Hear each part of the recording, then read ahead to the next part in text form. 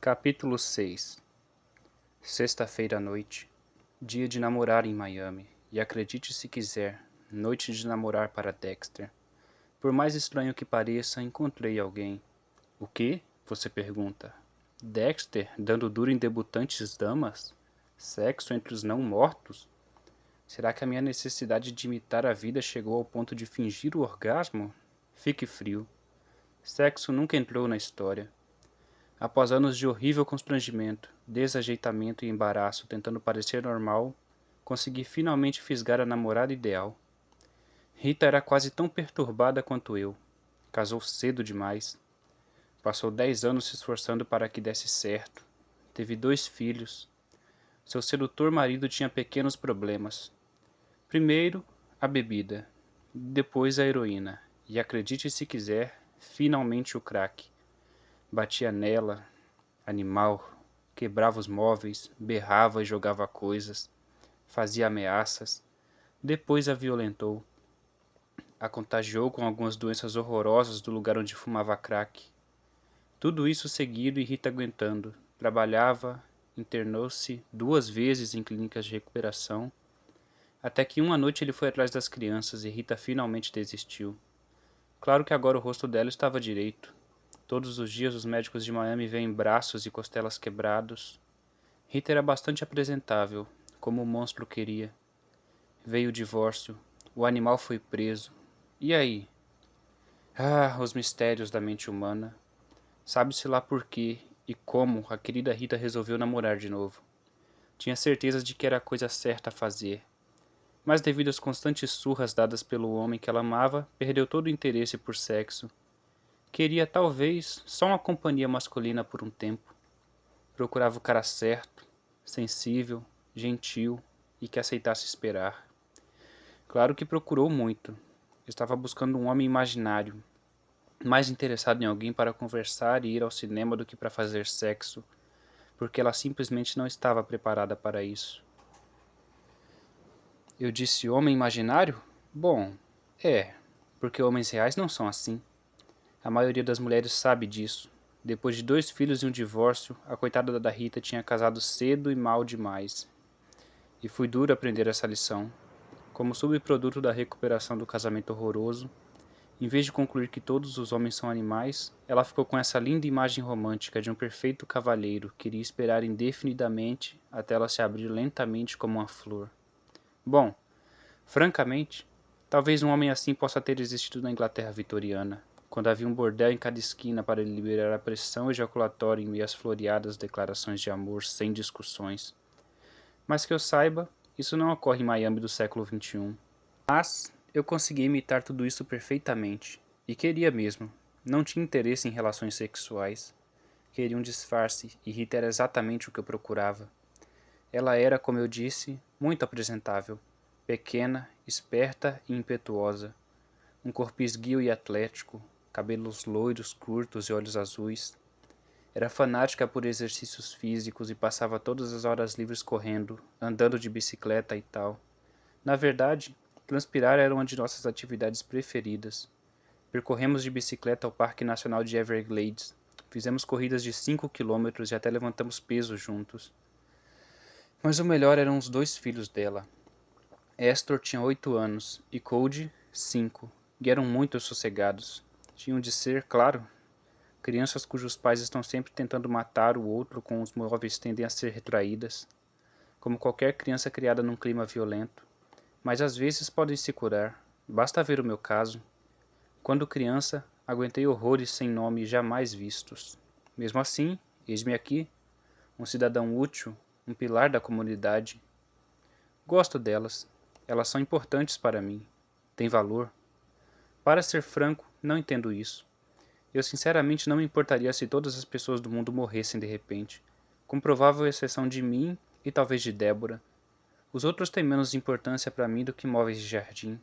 Como dizem os psicanalistas com tanta eloquência, não tenho qualquer noção de realidade do outro, e não me incomodo com o fato. Mas as crianças são outra coisa.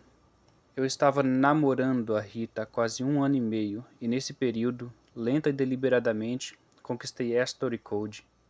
Eu estava legal, não ia fazer nada de ruim para eles.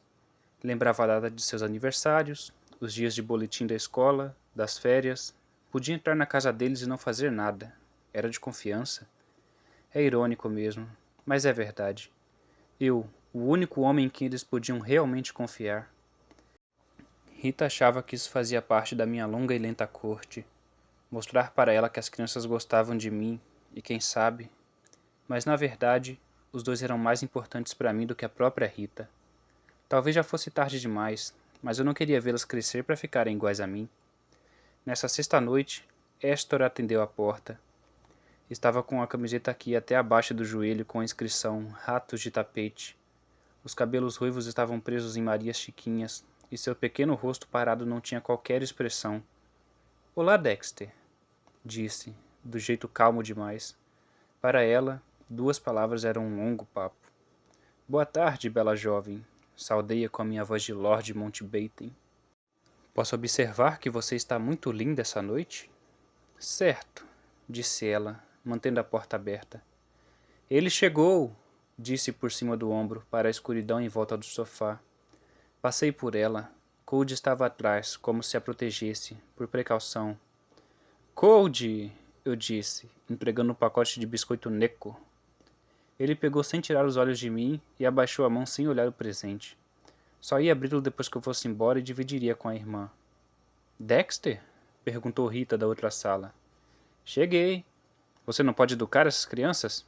Não, respondeu Cold, calmo. Uma piada. Olhei para ele. O que viria a seguir? Será que um dia ele ia ser cantor? Sapatear nas ruas? Discursar na Convenção Nacional do Partido Democrata?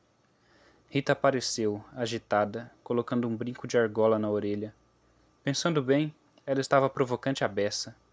Usava um vestido de seda azul levíssimo que batia no meio das coxas, e, claro, seus melhores tênis de caminhada New Balance. Eu nunca tinha conhecido nem ouvido falar de uma mulher que usasse tênis confortáveis para sair com o namorado.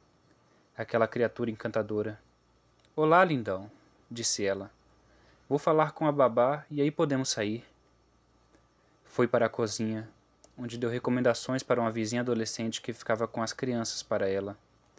A hora em que elas deviam dormir, como fazer o dever de casa, o que pode ou não ver na TV, número do celular dela, número do pronto-socorro, o que fazer em caso de envenenamento ou decapitação acidental. Astor e Cody continuavam olhando firme para mim. Vão ao cinema? Disse Astor. Concordei com a cabeça. Se conseguimos achar um filme que não faça a gente vomitar... Ela fez, com a carinha azeda. Vi um pequeno brilho de reconhecimento nos olhos. Você vomita em filmes? Perguntou Cody. Cody! Respondeu Astor. Vomita? Insistiu ele. Não, mas em geral fico com vontade, respondi. Vamos, obedeçam a Alice e às 9 vocês vão dormir, avisou Rita, acenando e abaixando para dar um beijo no rosto de cada um. Você vai voltar? Perguntou Cody. É claro que eu volto, reclamou Rita. Eu estava perguntando para o Dexter, Cody explicou. Você vai estar dormindo, mas faço um aceno para você, certo? Prometi. Não vou estar dormindo, disse ele, zangado. Então, eu fico aqui e jogo baralho com você. Mesmo? Eu garanto. Pôquer de gente grande. O vencedor fica com os cavalos. Dexter, disse Rita, mas sorria. Você vai estar dormindo, Cody. E agora boa noite, crianças. Se comportem. Ela pegou meu braço e me levou para a porta. Francamente, murmurou ela, você faz esses dois comerem na sua mão. O filme não era nada especial. Não tive vontade de vomitar, mas já tinha esquecido quase o enredo todo quando paramos num lugarzinho em Salt Beach para tomar um drink de fim de semana. Ideia da Rita. Apesar de morar em Miami quase a vida inteira, ela ainda achava que Salt Beach era fino. Talvez fosse só por causa dos rollerblades. Ou vai ver que achava que um lugar tão cheio de gente mal educada tinha de ser fino. Esperamos 20 minutos por uma mesinha. Sentamos e aí esperamos mais 20 pelo garçom. Não me importei. Gostava de ficar olhando idiotas bem apessoados se olhando.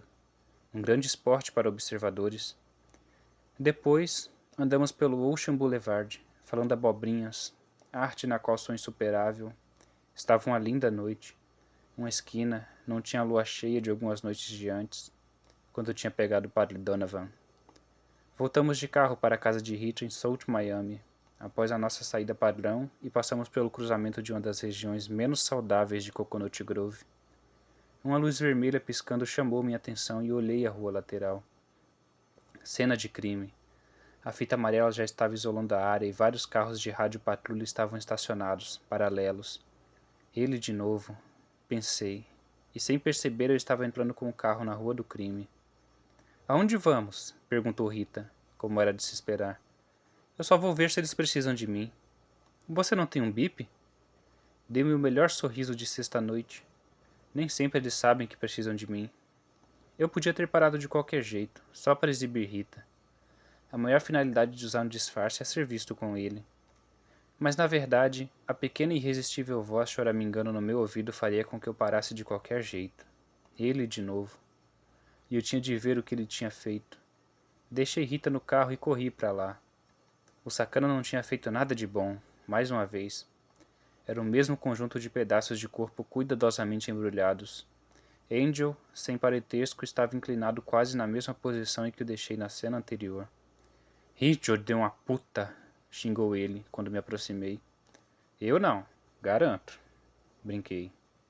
Todos nós estamos reclamando de trabalhar numa noite de sexta-feira, e você aparece com uma namorada, sem novamente ter nada para fazer aqui? Reclamou Angel. Foi o mesmo sujeito? O mesmo estilo? O mesmo. Seco, sem sangue algum, disse ele, abrindo o saco plástico com a ponta da caneta. Aquelas palavras fizeram com que me sentisse levemente tonto. Me inclinei para dar uma olhada. Mais uma vez, os pedaços de corpo estavam incrivelmente limpos e secos. Tinham um tom quase azul e pareciam preservados em seu pequeno e perfeito tempo. Era maravilhoso. Desta vez, há uma pequena diferença nos cortes, observou Angel. Foram feitos em 4 lugares. Aqui, de uma forma bem desajeitada, quase como se o assassino estivesse emocionado. Já aqui, nem tanto. Lá e lá, os cortes são de precisão média, não? Disse ele, apontando. Muito bem, concordei. Agora olha aqui, ele disse. Com um lápis, afastou o pedaço de corpo enxágue que estava por cima. Embaixo, outro pedaço brilhava, branco. A carne tinha sido toda retirada com cuidado para mostrar osso limpo. Por que ele faria isso? Perguntou Angel, calmo. Respirei fundo. Está experimentando, tentando achar o jeito certo. Olhei para a parte limpa e seca até perceber que Angel me observava fazia tempo. É como uma criança brincando com a comida no prato, descrevi para Rita quando voltei para o carro. Meu Deus, que coisa horrorosa! Exclamou Rita. Acho que a palavra certa é hedionda, respondi. Como você pode brincar com isso, Dexter? Dei um sorriso confiante. No meu trabalho, você meio que se acostuma. Todos nós brincamos para esconder a nossa dor, expliquei. Nossa, espero que peguem logo esse maníaco. Pensei nos pedaços de corpo cuidadosamente empilhados, a variedade de cortes, a incrível ausência de sangue. Vai demorar. O que você disse? Ela perguntou. Eu disse que vai demorar. O assassino é muito inteligente, e a detetive encarregada do caso está mais interessada em fazer política do que em resolver crimes. Ela me olhou para ver se eu estava brincando. Depois, se calou, enquanto íamos para o sul pela USA. Só falou quando chegamos a South Miami. Eu jamais me acostumaria a ver, não sei, o outro lado, o jeito como as coisas são, como você vê, concluiu ela. Fui pego de surpresa. Eu estava aproveitando o silêncio para pensar nos pedaços de corpo cuidadosamente empilhados que tínhamos acabado de deixar para trás. Minha cabeça estava sedenta de curiosidade pelos membros cortados, limpos e secos, como se eu fosse uma águia vendo um naco de carne para arrancar com o bico. A observação de Rita foi tão inesperada que fiquei mudo por um instante.